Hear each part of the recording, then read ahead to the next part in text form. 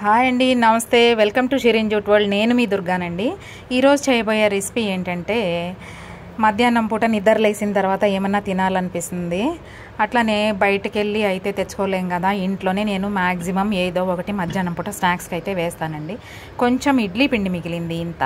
ఆ ఇడ్లీ పిండి మిగిలితే అందులో ఏమేమి వేసానంటే, మైదా, పెరుగు, ఉల్లిపాయ, పచ్చిమిర్చి, కొంచెం కొత్తిమీర వేసి అయితే కలియబెట్టానండి. ఇప్పుడు వేసి కలియబెట్టింది ఈ పిండి అంతా నానిపోయింది కదా, ఈ నానిపోయిన దాన్ని నేను ఇప్పుడు మళ్ళీ చేత్తో తిప్పేసి ఈ గిన్నెలో అయితే స్టోర్ చేసి మధ్యాహ్నం అయితే కరకరలాడే మైదా పునుగులు అయితే, మైదా పిండిని ఎప్పుడైనా కూడానండి ఇలా చేత్తో గట్టిగా మనం పిసికితేనే ఇందులో ఉన్నదంతా లేయర్స్గా రావటం జరుగుతుంది.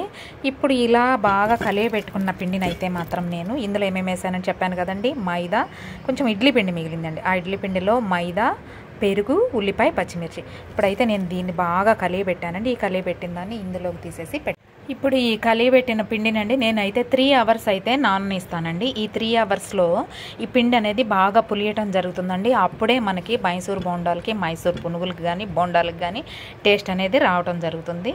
సాల్ట్ అయితే మీ టేస్ట్కి, మీ రుచికి సరిపడా అంత అయితే మీరు వేసుకోండి. ఒక్కొక్కరు తక్కువ తింటారు, ఇంకొకళ్ళు ఎక్కువ తింటారు. అలా మీ టేస్ట్కి సరిపడా మీరైతే సాల్ట్ కూడా వేసుకొని ఇది కలియబెట్టుకోండి.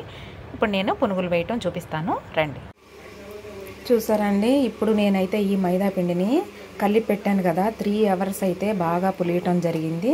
నేనైతే ఇందులో ఇప్పుడు సోడా కూడా వేయలేదండి. సోడా కూడా వేయిపోయినా ఎంత చక్కగా అయితే పునుగులు పొంగుతున్నాయో చూడండి.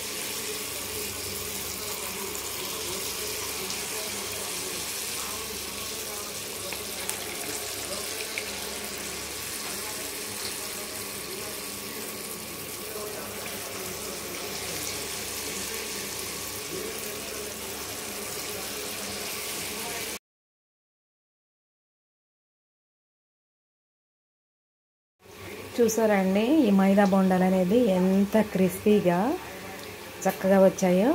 నేనైతే ఈవెన్ ఇందులో సోడా కూడా కలపలేదండి. మీరు కూడా నచ్చితే ఇలా ట్రై చేసి చూడండి. ప్లీజ్ లైక్, షేర్, సబ్స్క్రైబ్ అండి.